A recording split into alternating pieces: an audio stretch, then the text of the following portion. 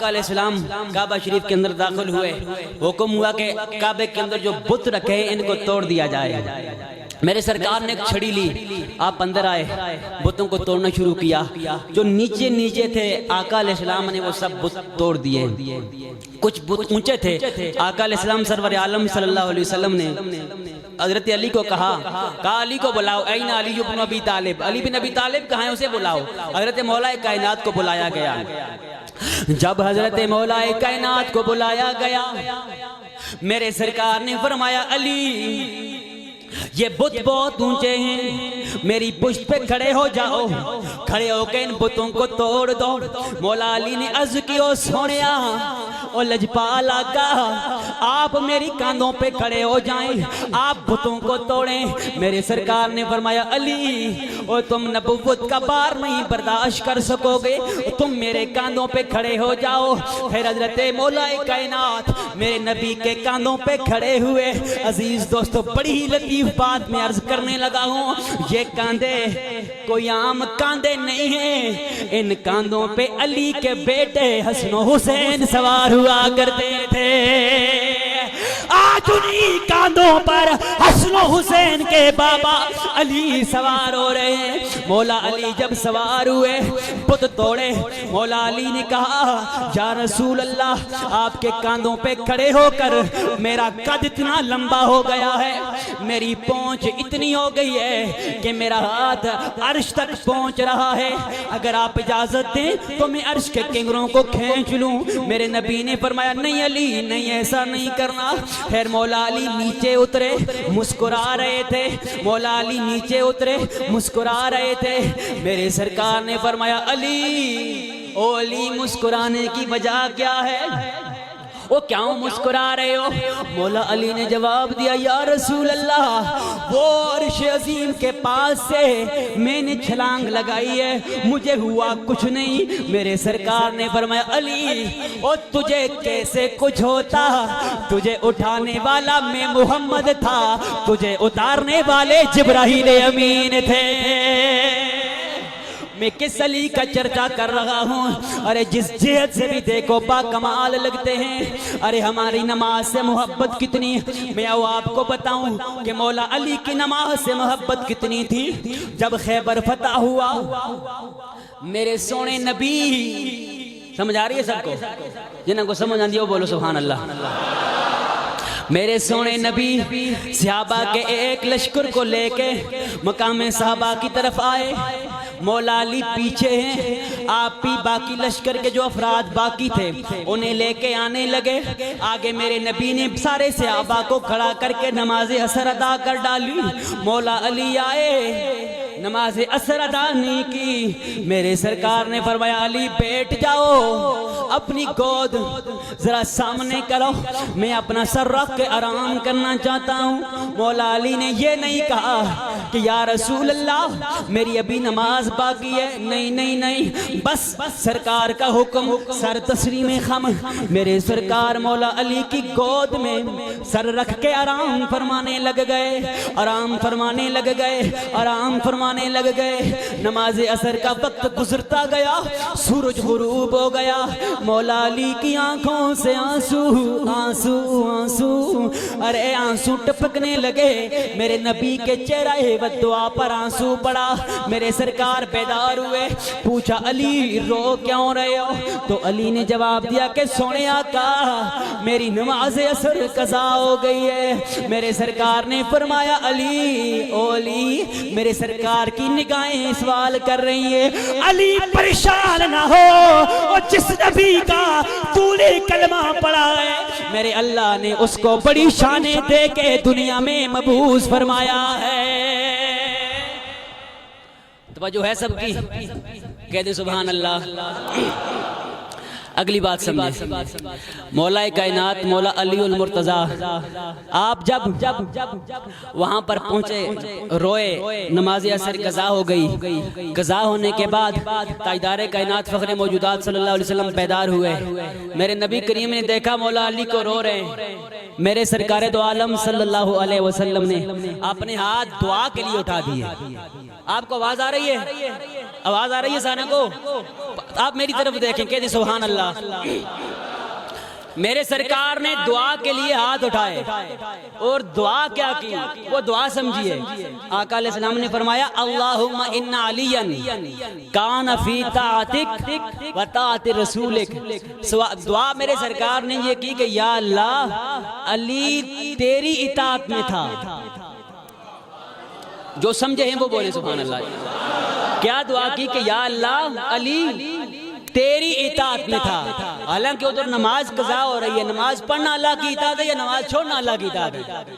ओ क्या बोलो, ओ पढ़ना अल्लाह की इताअत है, इधर नमाज कज़ा हुई है। मेरे सरकार दुआ कर रहे हैं अल्लाहुम्मा इन्ना अलियन कान फी ताअतिक व ताअति रसूलिक। या अल्लाह, अली तेरी इताअत में था और तेरे हबीब की इताअत में था।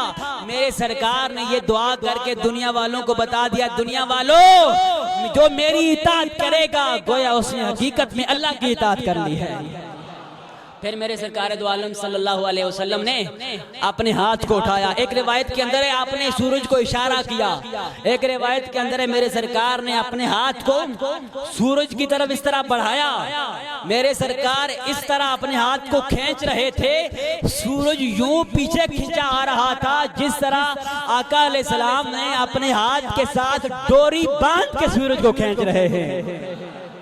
और दूसरी रिवायत भी सुनिए, हदीस के अंदर आता है कि जब सूरज गुरूब होता है तो अल्लाह की बारगाह में सजदा करता है। क्या करता है बोलिए?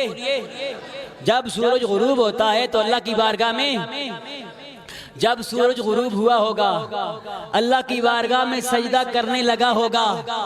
इधर मेरे आका करीम सरवर आलम सल्लल्लाहु अलैहि वसल्लम ने दुआ कर दी होगी, मेरे सरकार ने सूरज को खींचा होगा, सूरज ने पूछा होगा या अल्लाह, अब तेरी बारगाह में सजदा करूं या तेरे हबीब की तरफ जाऊं? उधर से हुक्म हुआ होगा, सूरज पहले मेरे महबूब के हुक्म की तामील कर, मेरी बारगाह में सजदा बाद में कर लेना। यह मौला कायनात नमाज के लिए रोए। अब मैं इतनी फिक्र की बात, वक्त पूरा होने वाला है, अर्ज करूंगा। अजीजो, हम मौला अली से मोहब्बत करते हैं, ये हमारे ईमान का जुज़ है, कुल्ले ईमान भी है। लेकिन इतना जरूर कहूंगा, अगर हम नमाज नहीं पढ़ते हमारी मोहब्बत का कोई फायदा नहीं है। जनाब, उनकी एक नमाज असर कज़ा हुई, नमाज तहज्जुद भी कभी कज़ा नहीं हुई, उसके लिए भी रोने लगे। हमारी तो कई फर्ज नमाजें कज़ा होती हैं, कब हमारी आंखों से आंसू आए। हज़रत मौला अली मुर्तज़ा की जिंदगी की एक रूटीन थी। आप अक्सर कब्रिस्तान पे जाया करते थे, कब्रिस्तान पे जाकर रोया करते थे, आपकी आंखों से आंसू जारी रहते। किसी ने पूछा, अली कब्रिस्तान पे क्यों आते हो? मौला कायनात मौला अली मुर्तज़ा ने फरमाया, ये कब्रिस्तान वाले मेरे दोस्त मुझे आखिरत की याद दिलाते हैं। जी, ये मोहब्बत का तकाजा है कि जो बंदा जिससे मोहब्बत करता है, फिर महबूब की महबूब तरीन अशिया मोहब्बत करने वाले को भी अजीज हो जाती है। मसलन मैं अगर किसी से मोहब्बत करता हूँ तो ये उस मोहब्बत का तकाजा है कि मैं अपने महबूब की हर चीज से मोहब्बत करूँ। यही गल है ना। और कोई बंदा भी किसी ने मोहब्बत करता है तो उसकी मोहब्बत का तकाजा होता है कि वो अपने महबूब की हर निस्बत तक करे, अदब करे, ख्याल करे। मौला कायनात मौला अली मुर्तज़ा फरमाते हैं, इस दुनिया में मुझे तीन चीजें बड़ी पसंद हैं। कितनी चीजें बोलो जरा, सारे बोलो कितनी चीजें। नंबर एक, मौला अली फरमाते हैं, मेहमान नवाजी करना मुझे बड़ा पसंद है। जी, मेहमान, किसी ने खलीलुल्लाह से पूछा था कि आप खलील कैसे बने?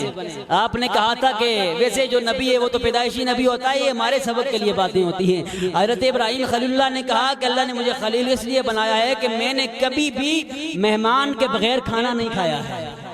मेहमान अल्लाह की रहमत है। ये हम परेशान हो जाते हैं जब मेहमान आए कि अब खाने का क्या होगा। हदीस के अंदर आता है, हदीस का मफहूम कि जब भी कोई मेहमान किसी के घर आता है तो वो अपने हिस्से का खाना लेके आता है, खुद भी खाता है और तुम्हारे बच्चों के लिए भी छोड़ के जाता है।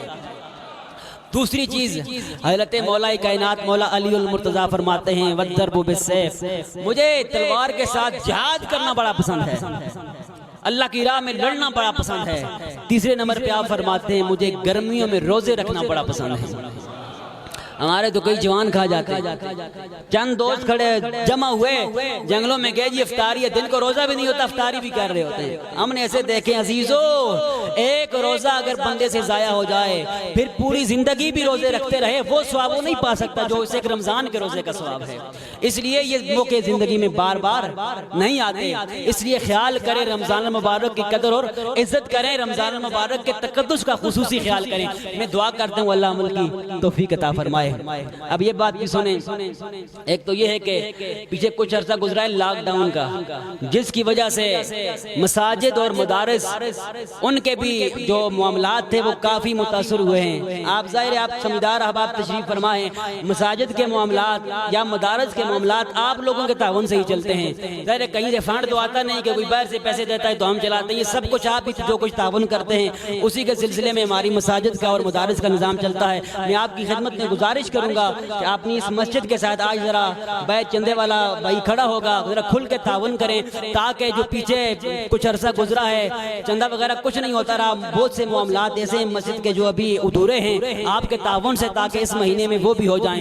अब दूसरी बात यह कि जो आपके आम मदारस हैं, आपके पड़ोस में मदारस हैं, जितने भी मदारस हैं, मैं अपनी तरफ से भी ये बात कहूँगा कि जो हमारा मदरसा है, मेरा मदरसा है, इस दफ़ा मैं आपसे गुजारिश करूँगा कि अपने फितराने में से कुछ हिस्सा निकाल के हमारे जामिया के साथ भी तावन करें। जो आपके जामियात हैं आपके पड़ोस में उनके साथ भी तावन करें ताकि मदारिस का निज़ाम भी ख़राब ना हो। मैं दुआ करता हूँ अल्लाह अमल की तौफीक अता फरमाए, हमारी खताओं को मुआफ़ फरमाए, जिन्होंने सुन्नतें अदा नहीं फरमाई वो सुन्नतें अदा फरमाए।